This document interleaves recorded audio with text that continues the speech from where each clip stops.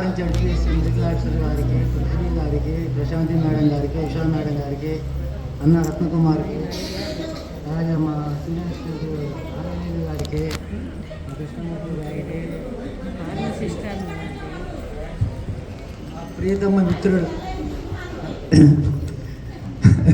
మా ప్రియతమ మిత్రుడు శేషబాబు గారికి, అందరికి ఇక్కడికి విచ్చేసినటువంటి మా బంధుమిత్రులకి, శ్రేయోభిలాషులకి, మా ఫ్రెండ్స్కి, మా కుటుంబ సభ్యులకి అందరికీ నా హృదయపూర్వక నమస్కారములు. నేను దాదాపు 2 డిపార్ట్మెంటుల్లో పనిచేశాను. నేను 86వ సంవత్సరంలో ఆర్టీసీలో కండక్టర్గా చేరడం జరిగింది.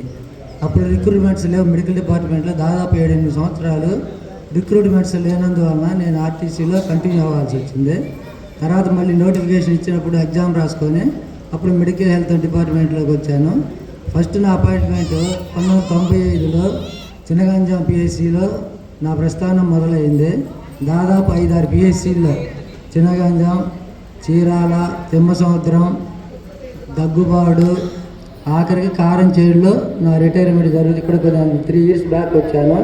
నేను చేసిన 5 పిఎస్సిలో కానీ 6 పిఎస్సిలో కానీ మామూలుగా అందరితో జస్ట్ స్టాఫ్ లాగే ఫీల్ అయ్యేవాడిని. కానీ ఇక్కడ కారంచేడు పిఎస్సిలో నాకు